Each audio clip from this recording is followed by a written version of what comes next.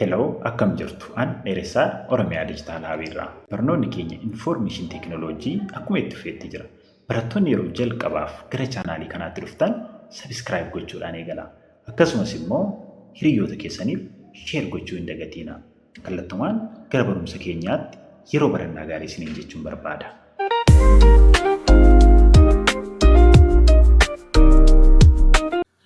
Okay, akkam jirtu barnoonni keenya akkuma itti fufeetti jira.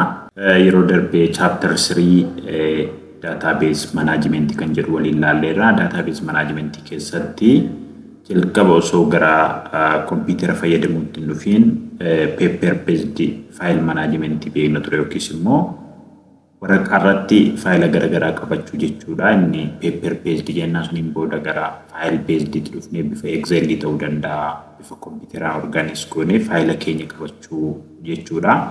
Sunis illee weakness mataa isaa yookiin immoo limitation mataa isaa qaba. Sun hunda furuudhaaf rakkinoota paper based yookiin immoo computer based keessa jiran furuudhaaf wanti nuti fayyadamne database approach to data management fayyadamna jechuudha. Database approach to data management dhaabbanni kamiyyuu hospitaala ta'uu danda'a, barumsaa ta'uu danda'a, teelee ta'uu danda'a, data manage gochuudhaaf database fayyadamna jechuudha. Innis immoo database management software fayyadamne faayila dhaabbata tokko manage gochuudhaaf database approach fayyadamna jechuudha. Data manage gochuudhaaf. Warreen sun paartii waanii yuunistirii irratti hojjenneerra faayidaa akkamii akka qabanii fi miidhaa akkamii akka qaban immoo hunda isaa ilaalleerra jira jechuudha approach hundayyuu. So today we come up with data model kan jennu immoo wantoota yeroo darbe baranne waliin wal bira qabnee ilaalla jechuudha. So data model kan jennu of a data model of a database, a blueprint of database yeroo jennu maal jechuudha. Fakkeenyaaf jalqaba data tokko create gochuu yeroo eegalurraa kaanee hanga dhumaatti guideline yookiin immoo daandii nuti itti fayyadamnu data model yookiis immoo wanta guide nu godhu seerota mataa isaa qaban database yeroo create goonu seeronni sun hundi nuti eegnu sun data model jenna jechuudha. Akkamitti data tokko store akka gochuu dandeenyu database irra seera mataa isaa qabachuudha. So data model jenna jechuudha. Isaanii it is used to as a guide to store data in database. Argitanii? A guide to store data in the database. So data tokko fakkeenyaaf data barataa tokko database keessa store gochuudhaaf wantoonni nuti gochuu qabnutu jira. Maqaa barataa beekuu qabna. Barataa suniin wanta adda baasnu ID ta'uu danda'a. Fi adreesii barataa sunii ta'uu danda'a. Wantoota barbaachisan hundaa guide nu godha jechuudha. Barataan tokko barataa biraa wajjin kan adda isa baasu information sunidha jechuudha. So it is used to a guide to store data in the database. So data model jechuun maal jechuudha ree? Wanta guide nu godhu yookiin immoo blueprint jechuudha data store gochuudha. It is show database entity, attribute, relationship. Utiiwwan waan entity. Waan sadiitu jira ammas keessa data modelii keessatti wanti nuti beekuu qabnu entity beekuu qabna. Amma jalqaba barataa yeroon siin jedhu barataadhaaf barataan entity ta'uu danda'a, barsiisaan entity ta'uu danda'a, dhaabbanni tokko entity ta'uu danda'a. So entity erga jennee booda attribuutiin hoo maalidha? Barataadhaaf maqaa isaa ta'uu danda'a, ID isaa ta'uu danda'a, adreesii isaa ta'uu danda'a, email yoo qabaate email isaa ta'uu danda'a. So warreen sun attribuutii isaati jechaadha. So relationshippiin hoo maalidha? Amma fakkeenyaaf entitiin barsiisaa tokkoo fi barataanis entity dha jenne relationship yookiin walitti dhufeenyi barsiisaa barataa maali? Kan jiru relationship isaan gidduu jiru create gochuudhaan haala suniin jechuudha kan data nuti store gochuu. It also specify what data to store in the database. For example, a school database store data about a student. Argitanii mana barumsaa keessa fakkeenyaaf qabeenyi mana barumsaa yookiin manni barumsaa jiraachuu waan sababa ta'e inni guddaan barattoota. Barattoonni yeroo jiraatan barsiisaan ni jiraata. So manni barumsaa data barataa yookiin data barsiisaa store gochuu danda'a jechuudha. It does not need to store data about patient. Waa'ee dhukkubsataa eenyutu gochuu qaba? Hospitaala yookiin immoo traffic accidentiin immoo warra dhaabbata transportii hojjetutu gochuu qaba jechuudha. So biizinesiin mana barumsaa tokko barataadha jechuudha. Manni barumsaa waa'ee dhukkubsattootaa miti kan inni store godhu yookiin immoo waa'ee traffic accidentii miti kan store godhu. So waa'ee barataa kanaa attribuutii fi relationshipii barsiisaa wajjin qaban create gochuu danda'u qabna. So these data do not have relevance to school day-to-day activity. So patientii fi traffic accidentiin kuni wanti dhimma mana barumsaa wajjin walitti isaan fiduu hin jiru jechuudha guyyaadhaa guyyaatti. Likewise, hospital store data about patient and physicians. Hospital immoo waa'ee barataa osoo hin taane kan inni store gochuu qabu waa'ee dhukkubsattootaa fi waa'ee doktoroota ta'uu danda'a. So warreen kun data model kan jennudha jechuudha. So another thing is basic concept in data modeling. Basic concept in data modeling. So data modeling maal argate erga hubanne booda basic concept in data modeling wantoota data modeling keessatti data modeling maal jenneedha blueprint theory yookiin immoo guide ittiin wanta nu godhachuudha data tokko store gochuuf database keessa jechuudha. So basic concept wanti nuti beekuu qabnu data modeling keessatti tokko entity lama attribute sadi immoo relationship warruma jalqaba jenne sun jechuudha. So the basic concept of entity relationship and attribute are described below.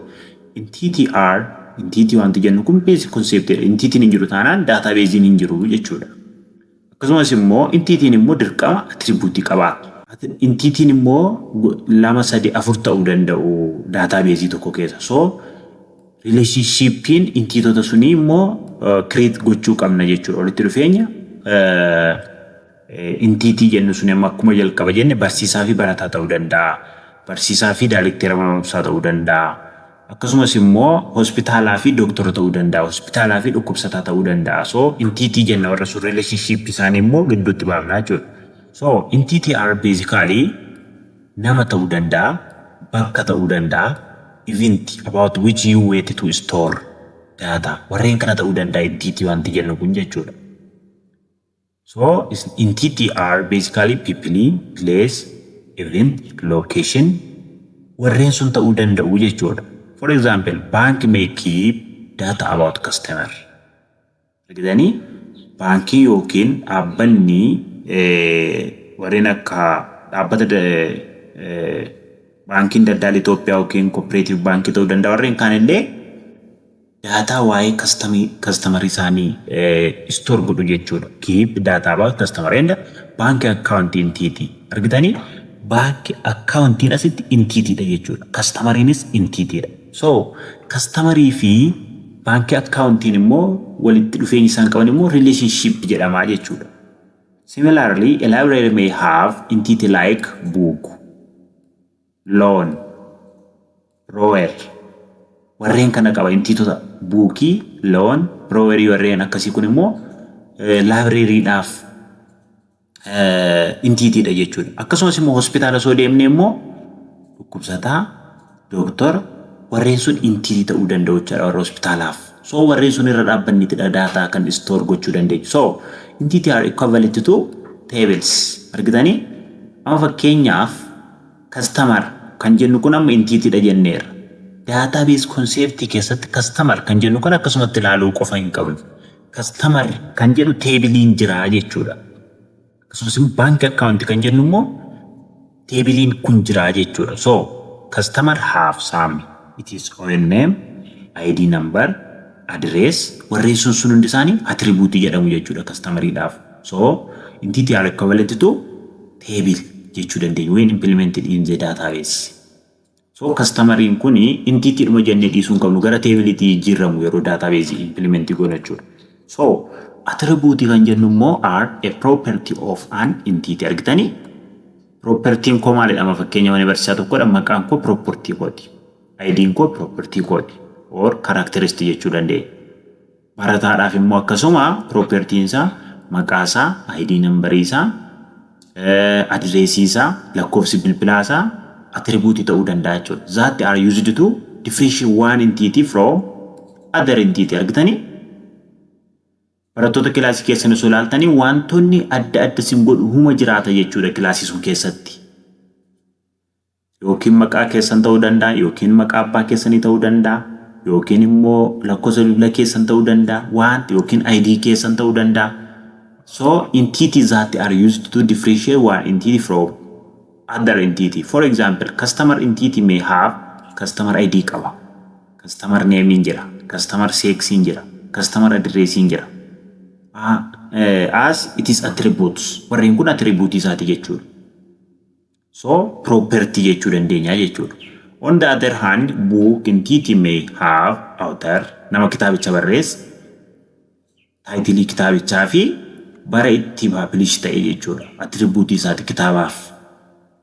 The two entity have different attribute because they are different entity. Argitanii? Bookiin ammaa fi customeriin entity garagaraa qabu. Attribute garagaraa qabu.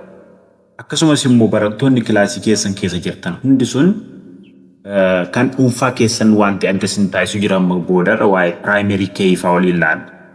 So, a relationship is ammakaa entity maal akka ta'e hubanneerra. Attributiin immoo property entity yookiis immoo entitiin kan ittiin adda bahu tokko akka ta'e hubanneerra. So, relationship itti immoo dhufna amma fakkeenyaaf. Amma jalqaba akkasitti jennetti customerii fi bank accountiin relationship dirqama qabaanna jechuudha baankii tokko keessatti. Ani customerii baankii daldala Itoophiyaati. Accountiin ani isaan biraa qabaadhu sun akka dirqama relationship isaan qabaadhu na taasiseera jechuudha. Accountii korratti deposit gochuu nan danda'a, withdraw gochuu nan danda'a, walitti hidhata qabnaa jechuudha. So walitti hidhanni sun immoo relationship jenna jechuudha. So is an association between entity. Argitanii? Association between entities. For example, customer has an account in the bank. Argitanii? Has isheettu kana laalaa ishee kana. Account in the bank. The verb has indicates the relationship between customer and the bank account. Ergan accountii baankii tokko keessa qabaadhee mirga accountii sun irratti nan qabaa jechuudha. So fakkeenyaaf barsiisaa fi barataan illee akkasuma dirqama relationship yookiin association ni qabnaa jechuudha. Wanti nuti irratti haasofnu waan nu gidduu jiraatudha amma barsiisonnii fi barattoonnii fi barsiisonni an waliin koomaanii tokko share gochaa jiru. So teacher teach student. So jennee amma fakkeenyaaf teach shin jettu sun verbiidha. Verbii unu walitti nu hiite jechuudha barattootaa fi barsiisota. So the relationship between entity can take in different form. Relationship humti kun immoo different formiidhaan kaa'uu dandeenya.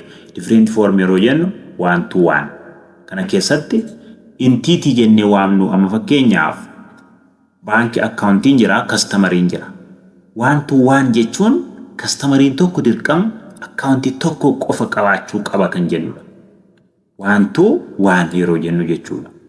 So relationship yookiin association customerii fi accountii baankii sun gidduutti argamu one to one kan jennu customeriin illee tokkittii qofadha. Accountiin illee tokko qofadha. Yeroo tokko customeriin tokko accountii baay'ee qabaachuu danda'a. So one to many jenna jechuudha. So one to many itti dhufna. So one to one relationship, an instance of an entity has only one instance in the other entity with which is associated. For example, country and capital city. Argitanii? Magaalaan guddittiin Itoophiyaa eenyudha jedhamnee soo waamnee eenyudha jennee deebifna. Addis Ababaa jennee deebifnaa jechuudha. Addis Ababaa fi Itoophiyaan tokkuma tokkotu jiru jechuudha. Waan lama kan jedhu hin jiru. So a country and the capital city, the example of this one-to-one relationship. Also, a country is associated with one capital city. And the capital city is associated with only one country. So, yeroo barreessinu yeroo model jechuun kanallee walitti qabata argitanii kun amma solaallee akkasitti barreessina jechuudha. One-to-one relationship. Country as jira. Bifa ishiin kun immoo one jechuun mul'ifti. One country has one capital city. Argitanii? Bifa kanaan barreessina jechuudha. So bifa rectangle kanaan kan barreessinu entity jedhama. Rectangle kanaan kan barreessinu entity jedhama. Kun immoo relationship yookiin immoo association isaanii has. Ishiin jettuun relationship bira jechuudha. So this one is the first example of one-to-one relationship. Customer and the capital city. Tokko qofa qabu kan dandeenyu jechuudha. So instance of an entity refers to a single accuracy of entity. For example, Addis Ababa is an instance of the city. Readani? tokkitti qofa yeroo taatu instance jenna jechuudha ishii sun. So one to many relationship argitanii amma one to many kan jennu immoo tokko kun immoo many ta'uu danda'a. Many ta'uu danda'a. Kana jechuun amma fakkeenyaaf asitti abbaa osoo jennee asitti immoo ijoollee inni godhateeru osoo jennee abbaan tokkichi ijoollee baay'ee godhachuu danda'a. Many jechuudha. So relationship between father and son is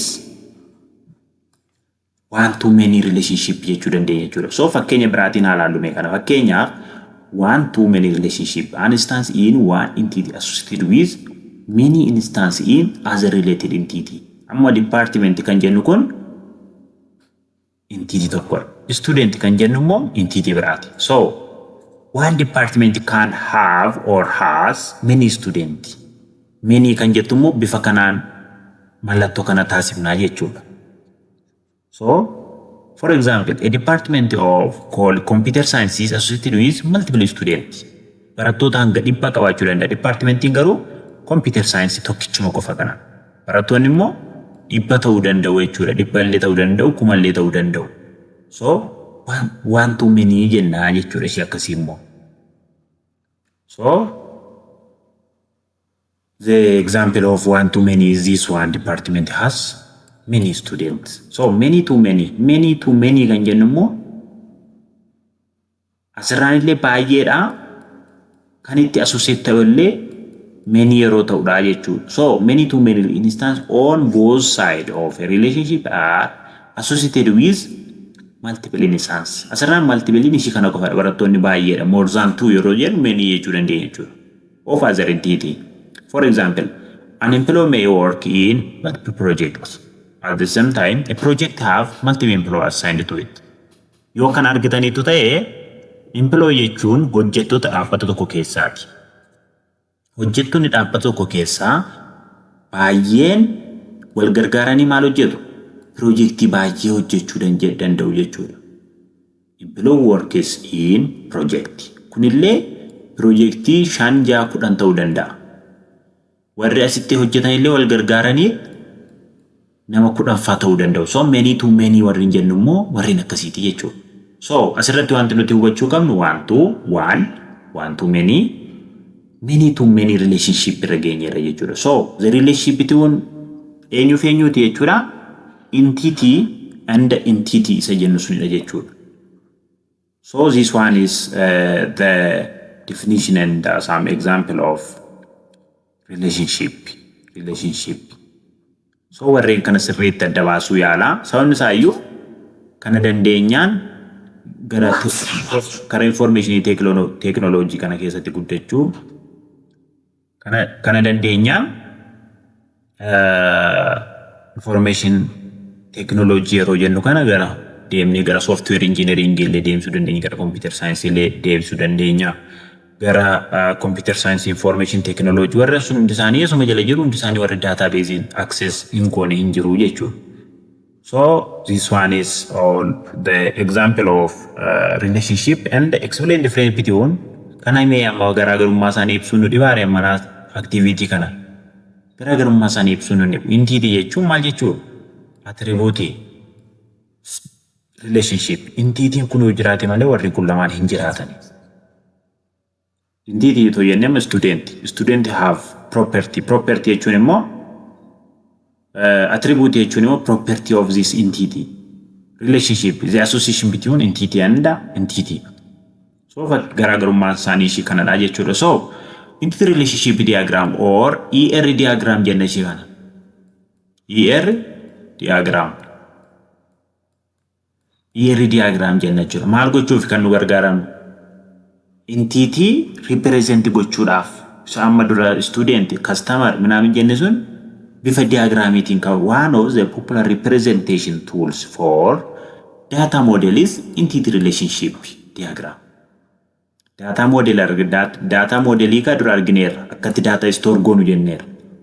So one the popular representation of this data model is entity relationship or ER diagram isa jennu kan jechuudha. ER diagram fayyadamnee warreen amma student, customer, bank, account jennu sun represent gochuu dandeenya jechuudha. Sun keessatti maal represent goona? tokko entity represent goona attribute relationship entity maal akka fakkaatu dura rectangle isiniin jedheera bifa rectangle tiin keenya attribute immoo bifa ellipse tiin keenya relationship isaan gidduu jiru immoo bifa sararaatiin erga keenya booda yookiin line dhaan erga keenya booda ER diagram taasifnaa jechuudha. So this ER diagram used to visual represent in data model. Akka nama tokkotti mul'atutti amma fakkeenyaaf bifa suuraatiin toolsii garaagaraa fayyadamnee such like Hydromax ta'uu danda'a. It has three main components in section 3.2.1 only. Entity represent goona, attribute represent goona, relationship represent goona by what? By this ER diagram.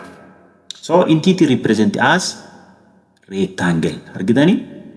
Rectangle bifa akkasiitiin kan bakka bu'u entity as keessatti barreessina jechuudha. Student jennee as keessatti barreessuu dandeenya. Employee jennee as keessatti barreessuu dandeenya. Kunoo bifa kunoo kanaatiin barreessina jechuudha. So rectangle and the relationship is line to show the association between entity. Kunoo kanuma asitti argineera argitanii line kana. Line kana gidduu jiru. Line kana. Association dha jechuudha kun yookiin immoo relationship dha jechuudha. So the line to show the association between entity. Entity jechuun kaasitti employee project. Akkuma kas immoo itti dhufna jechuudha hundasaa hanga diroo waliin gochuutti illee. So attribute are represented as ellipse. Ellipse jechuun immoo beektu kun bifa akkasii kan qabdu wayii.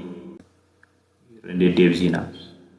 Bifa akkasii kan qabdu immoo ellipse jenna jechuudha. Ishiin maal ellipsiti? Attribute yookiin immoo property of entity jennu sun ibsiti jechuudha. So the name entity and attribute are placed inside the rectangle. And the ellipse respectively the name of relationship on the other hand are placed right on the top of line. So ishii kana akka ibsinu jechuudha. Fakkeenyaaf kana soo laallee student entity dha. Student name attribute, age attribute, student id attribute, address attribute, phone number jenne asitti immoo phone number barreessine akkuma kanatti barreessina jechuudha amma barbaanne. So kitaaba nama mana kitaaba deemee amma fakkeenyaaf ergifate to borrows book, student borrows book. Shin kun immoo maalidha? Association isheen immoo relationship isaan kitaaba ergifachuudha kitaabaa fi barataan gidduu jechuu yeroo So book ID jira, book title jira, application year jira. Asitti yoo barbaadan autorii dabaluu dandeessu nama kitaabicha barreesse. Waa baay'eetu barreeffamuu danda'a jechuudha. Bara itti gadhiifamee jiraachuu danda'a yookiin immoo application year. So ER diagram kan jedhu sun bifa akkasitti draw ta'a jechuudha. So table kanumattis immoo gara relational database table itti immoo kanumatu jijjiirama boodarra yeroo database implement goonu jechuudha. So as figure 3.10 shows student entity has student id name waan nuti qabnudha kun yookiin immoo property keenya jechuudha student id qaba name qaba age address qaba jechuudha. Kun asitti wanti amma bifa yellow kanaan barreeffame kana bifa barbaanne taasisuu dandeenya. On other hand book entity has book id qaba book title qaba publication year qaba. So bifa kanaan ER diagramii waan biraatiif illee kaasu amma fakkeenyaaf kan customerii fi kan bank account create godhame sinoo barbaadan asitti iddoo kana customerii keenya barreessina bakka kanatti immoo bank account. So customer has customer ID address name age jennee bifa akkanaatiin barreessina. Relationship isaanii immoo asitti has taasifna ishii kana gidduu has taasifnee bifa akkasitti taasifna ishii kana jechuudha. As accounts yookiin immoo bank account jechuudha. Bank account immoo account number kan namni banking account nama kamillee account number kan dhuunfaasaa qaba isaaniin bifuma kanaatiin keenya jechuudha. Dhumee bakka kanuma.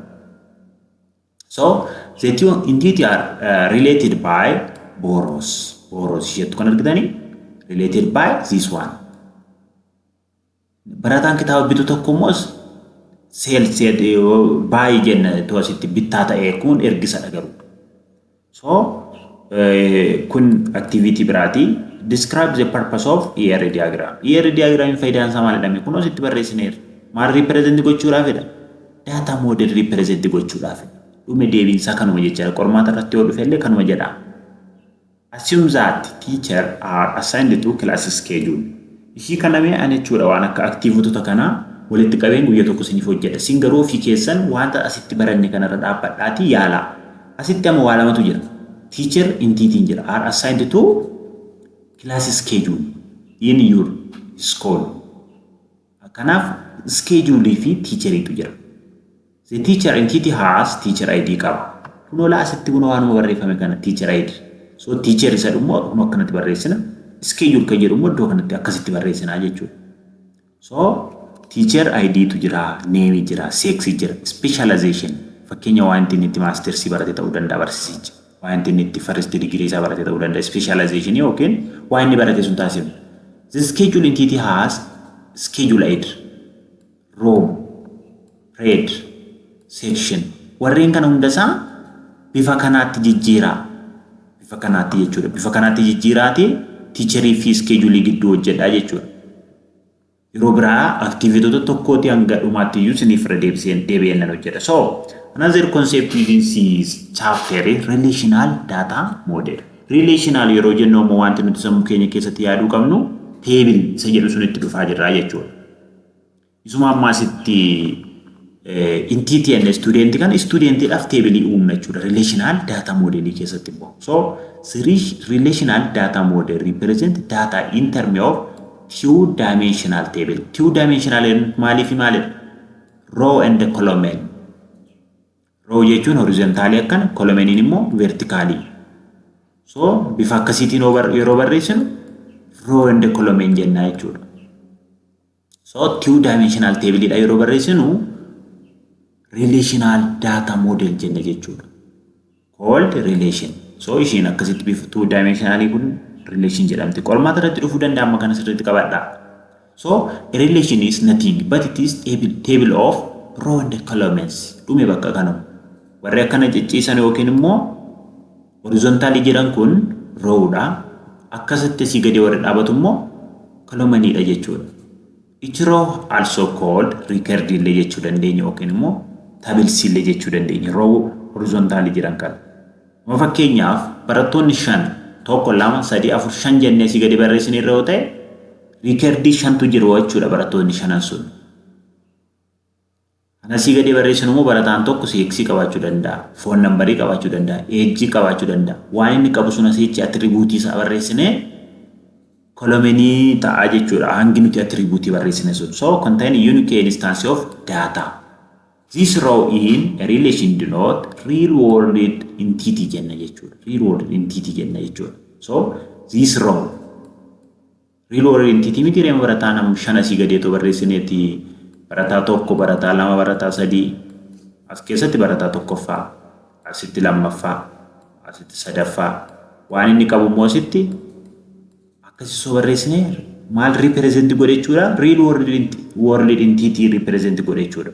So the column in relation also known as attribute jennee isa dura barachaa turre jechuudha. Attribute jechuun yookiin immoo field. Field yookiin immoo attribute tokkuma qabadha. Attribute jechuun waa jechuudha. The property of entity jenneerra. Are used to describe the property of relation.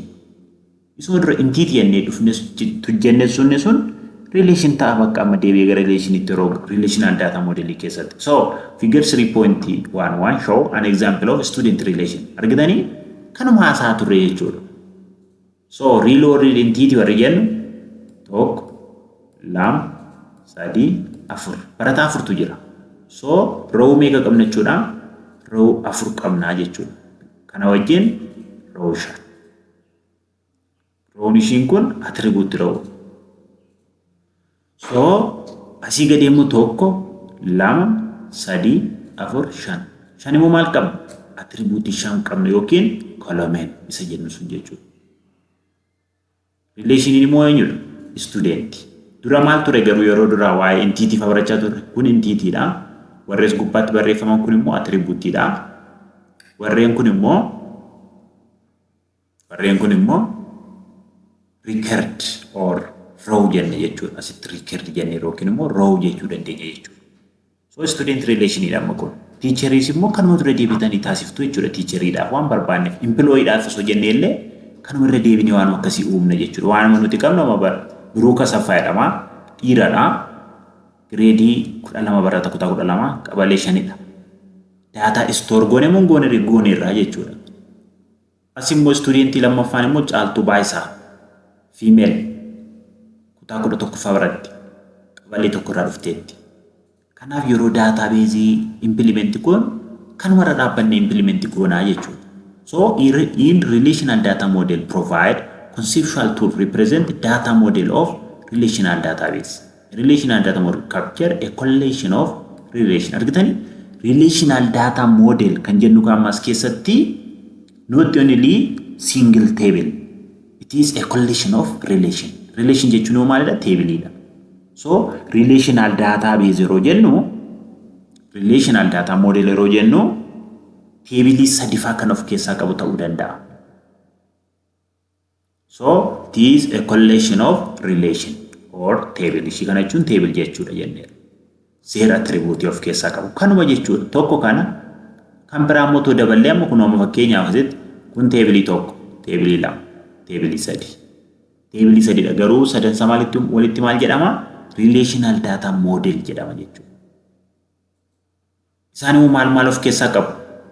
Attribute of keessaa qabu. Kunoo book ID, student ID, sex, grade, address.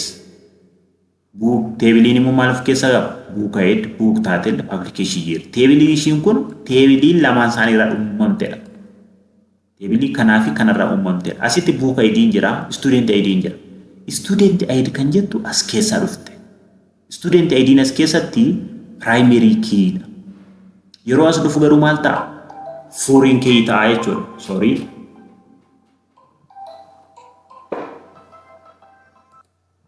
So asitti table sadi qabna. Table sadan kun walitti dhufanii relational data model jedhamu yookiin immoo collection of relation jechuu dandeenya jechuudha. Kan biraa fakkeenya asitti dubbanne kanarraa maal hubanna? Figure 3.1 to show that student relation has student ID, sex, grade, address, attributes. Attributes warreen kana qabama student table kun tokko. Kan biraa on the other hand book kan jedhu kan ammoo asitti book loan table ishee asitti walitti barreessineeru kana. Book loan table relation has book ID, student ID, and the loan date attributes. So student and the book loan relation are related via student ID. Argitani student ID jettu kun as keessallee jirti. Kanaaf as keessatti kan primary key ta'e as keessatti immoo foreign key ta'a jechuudha. Maaliif dhagde waan sun share gochuuf yookiin immoo waan ta'e waliinidha waan ta'eef book loan studentiin kunii fi loan table kunii fi student table kun dhimma waan waliin qabaniif jechuudha kan waliin join godhan. So that is placed in the book loan relation. In the same way, book relation is related with book loan relation via book ID. Book ID kun as keessatti primary key dha. As keessatti garuu maalidha? Foreign key taati jechuudha. So attribute play in the book loan relation. Warreen sun akka primary key fi akka foreign key fayyaddi table tokko gara tokkooti jechuudha. Kan biraa yookiin toppikiin kan dhumaa ishii kana waliin laalleet barumsa yeroo biraatti itti fufna. Relational database. Amma asitti relational data model jenne. Relational data modelin table sadi yookiin 4-5 bakka tokkotti yookiin collection isaaniiti jenneera. Amma gara relational database. Relational database a type of database that contain logically related set of table. Argitani? Logically related set of tables. As keessatti amma waan ta'een table as keessatti nuti store goonu yookiis immoo create goonu logically wal fakkaatu. Yookiis immoo amma akkuma dura yeroo waa'ee barattoota haasofne dhimmi dhukkubsataa yookiin dhimmi doktorii tokko mana barumsaa keessa hin galu. Mana barumsaa tokko keessa galuu danda'u table teacherii, table course store godhu, table schedule store godhu, table barattootaa, table directory. Warreen sun malee table doktorii as keessa hin dhufu jechuudha. So relational database kan jennu a type of database that contain logically related set of tables. So zero on the table are called record jennera and the column are called field or attribute jennera kanas. So relational database implemented using relational database management system software kana fayyadamne implement goona jechuudha. So the following three tables are used to show implementation of relational database. Student kan jennu azira, book loan kan jennu jira. Isuma dura cholitti barreessine sun kan bira book kan jennu jira. So amma asitti kaamma barataan kitaaba tokko mana library irraa ergifatee fayyadamuudhaafidha warreen kun kan create ta'aniira. So student table kun yookiin immoo kun asitti relations jechuu dandeenya, entities jechuu dandeenya kun. So primary key shi maalidha? Student ID dha. Student ID primary key dha yeroo jennu barataan student ID wal fakkaataa qabu siruma mana barumsaa sun keessa hin jiru jechuudha. Yookiin immoo barataa tokkoo fi barataa tokko kan adda baaftu kanadha jechuudha. So warreen kun name, sex, walirra bu'uulee danda'a. Name, sex, grade, address kan jennu kun hundi isaa walirra bu'uulee danda'a. So student ID as keessaa primary key student dha jechuudha. Book loan fira bira modhuuf namni koottaa. Book loan immoo primary key kana ibsuu keenya dura mee koottaa as dhufna. Bookii kana. Bookiidhaaf book ID primary key dha. Bookiin ID kana wal fakkaataa qabu siruma library sun keessa hin jiru jechuudha. Waanuma tokkoon garaagarummaa ni qabaata. So book ID kanadha garuu table lamaan isaanii table student fi book kana walitti join godhe table kanadha. Maaliin join goone immoo foreign key dha. Foreign key student ID asii dhufee book ID immoo godaatii dhufe. So walitti dhufaniit guyyaa loan date guyyaatti barataan sun kitaaba kana fudhate asitti barreessineerra jechuudha. So warreen kun primary key asitti immoo book loan number, foreign key isaanii immoo book ID fi student ID dha. So warreen kana walitti maal jenna jechuudha? Relational database jenna jechuudha. Relational database. To amma waa'ee hospitaalaa fudhannees akkuma kana kun barataa kitaaba ergifatu tokkoofidha kan develop taatu database kun. Dhukkubsataa tokko manage gochuuf, hospitaala tokko manage gochuuf, mana barumsaa tokko manage gochuuf warreen akkasii teebiloota akkasii fayyadamna jechuudha. So kuni waan sunnutti mul'isa jechuudha. So the above three table figure 3.1 have primary key. Primary key jechuun maal jenneera dura? Is a field which has unique value for each record. Wal fakkaata siruma ta'uu hin danda'u jechaadha kun. Book ID, student ID yookiin immoo book loan jechuudha. Siruma wal fakkaataa ta'uu hin danda'u. Unique what? Unique value for each record. For example, student ID serves as primary key for student table because no two student can have the same ID. Argitanii? Barataan Biruuk caaltuu jedhamtu Alii Tsiyoon ID isaanii siruma wal fakkaachuu hin danda'u jechuudha. Sinillee cheekii godhaa mana barumsaa keessanii ID isaanii wal fakkaachuu hin danda'u yeroo sun primary key jedhe. The relational database uses foreign key fayyadamamu as a navigational link to retrieve data from related table. Argitanii?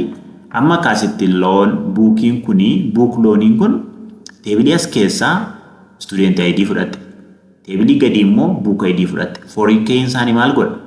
Table kanaaf related table kana keessa walitti fayyadamne foreign key fayyadamnaa jechuudha. Foreign key fayyadamnaa jechuudha. So a foreign key is an attribute in table that matches the primary key for another related table. Argitanii?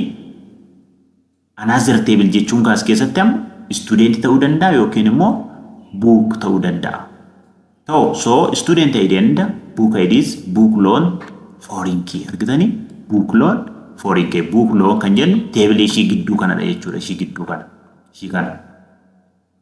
So warri kun foreign key isaaniiti jechuudha. So foreign key immoo teebiloota lama walitti join gochuuf yookaan link gochuun fayyada jechuudha. So they are used to link student table and the book table respectively to the book loan table. So warreen kun relational database kan jennudha jechuudha. Activity kana yeroo biraa irratti hojjenna. Next maal waliin baranna jechuudha? Creating relational database in Microsoft Access. Ishii kana hojii walitti deebina. Hangasitti warreen kana yaalaa ani immoo viidiyoo tokkicha irratti isiniif nan hojjedha. Aktiivitoota kana hojjechuudhaaf jechuudha. So hiriyoota keessaniif share gochuu hin dagatiinaa. Akkasumas immoo warra subscribe godhan subscribe godhaa yeroo gaarii isiniin nan jedha.